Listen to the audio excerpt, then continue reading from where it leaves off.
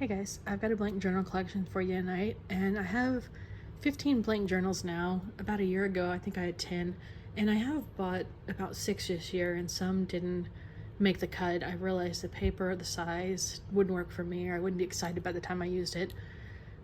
But if you want to see just mountains of blank journals, I do have a video from over a decade ago where I had over 100.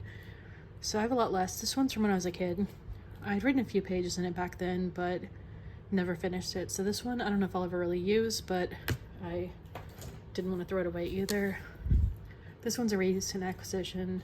This one's a Barnes & Noble one. One of the made for Barnes & Noble and India one with the kind of textured paper. Then this one I've had a few years and I've almost used it a few times. And I'm not really sure why I didn't. It's a little dented, but I think I've had it 3 years now. This one's a Jeremiah Brent one / Paper Source. I got this at Barnes & Noble too, but I got on a kick of liking Jeremiah Brent stationery. I've never watched I think he had a show or a magazine or something, and I've never watched that, but this is a burgundy. It's really pretty in person.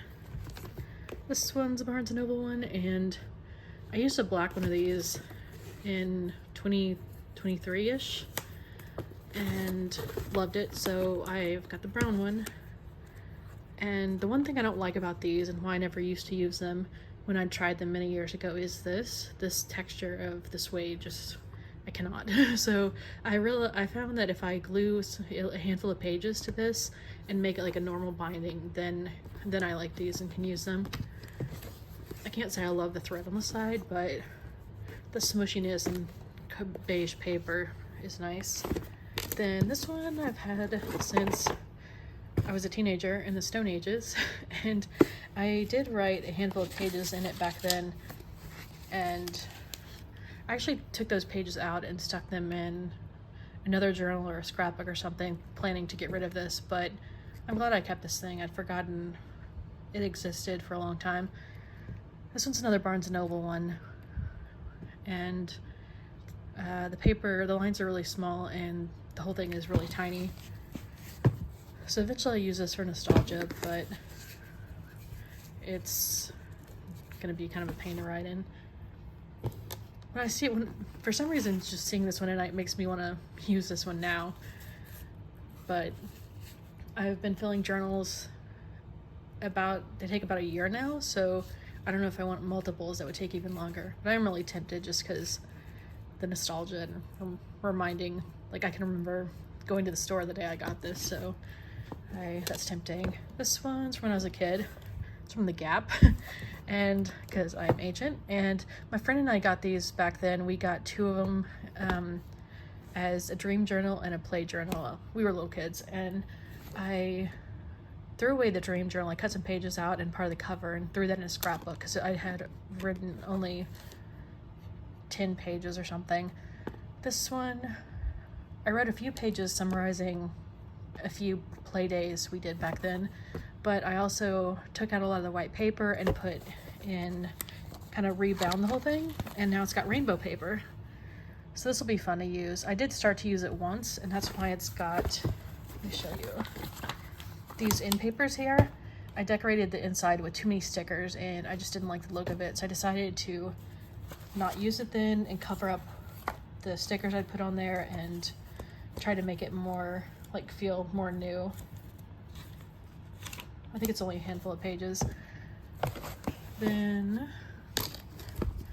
these 2 are, I got on Amazon. They're Paperage, Paperage, and these I've been tempted to use too. I'd started using it's kind of a crap color, like caramel brown, one of those this year, but I ended up not wanting to do 2 journals, so I didn't keep that one.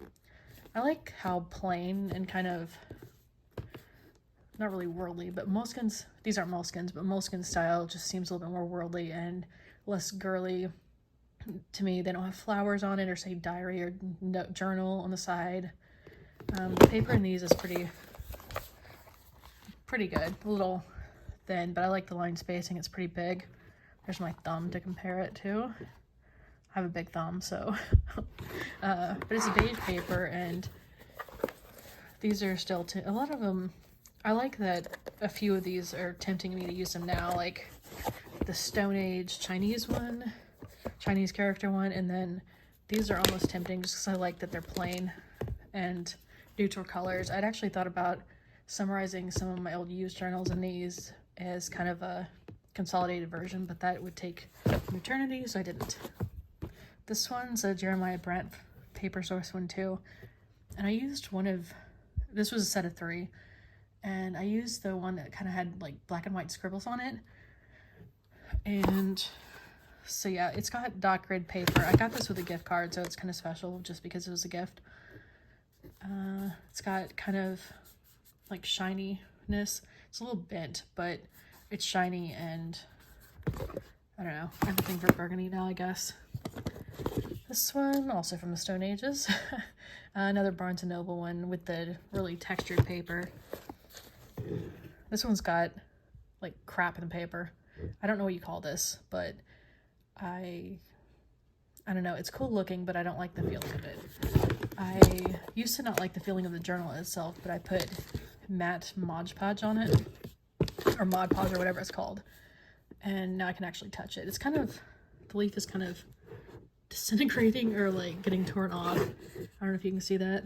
I probably should Mod Podge or like get a clear screen or something for this, because it's probably gonna completely wear off.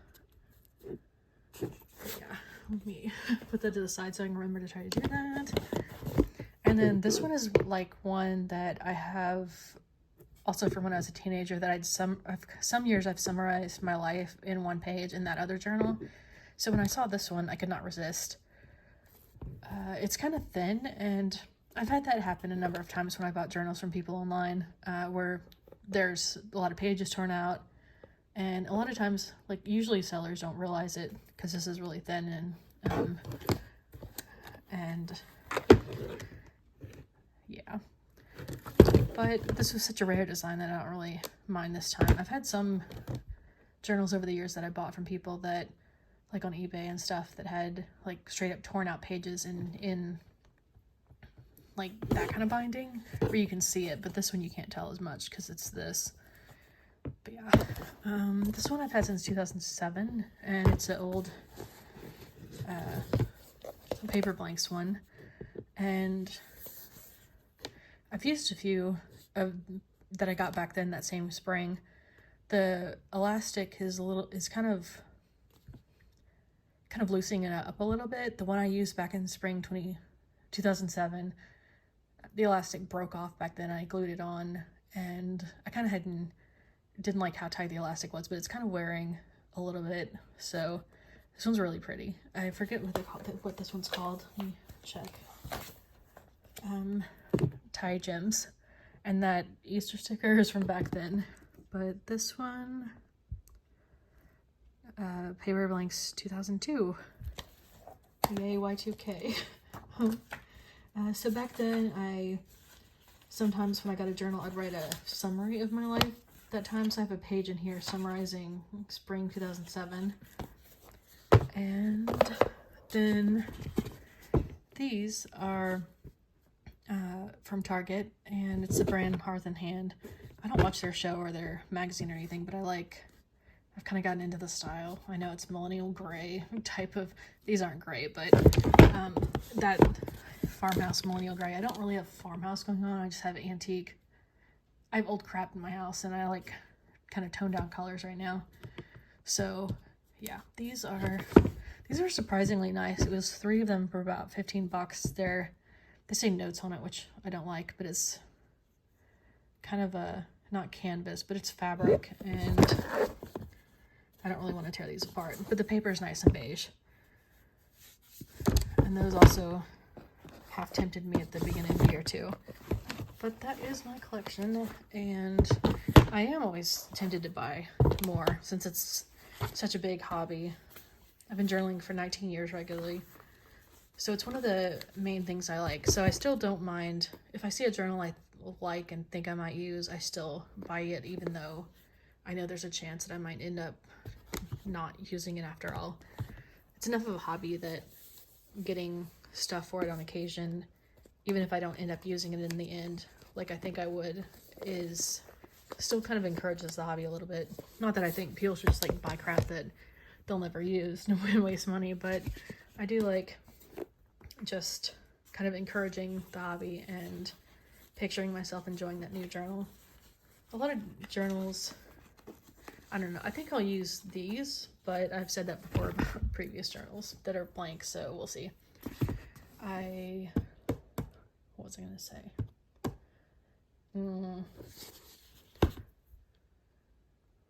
Yeah, I guess, oh yeah, just always tempted to buy new ones. I have kind of figured out more what I like over the years, like 3x5 notebooks. I used to be into pocket moleskins on a kick, use those for a number of years, and then I started liking 5x7, and now it's more 6x8 is the usual I go for. Too small journals hurts my hand, and I like how quick thinner journals go, like some of these, but my current one, is so thick that everything else still felt too thin, so that's why I got this one for the year.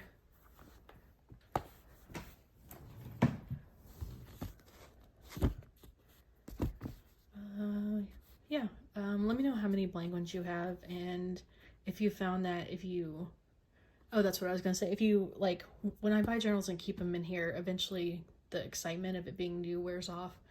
And by the time, 5, 10 years rolls around, sometimes what you have already isn't exciting. So then you want to go buy more.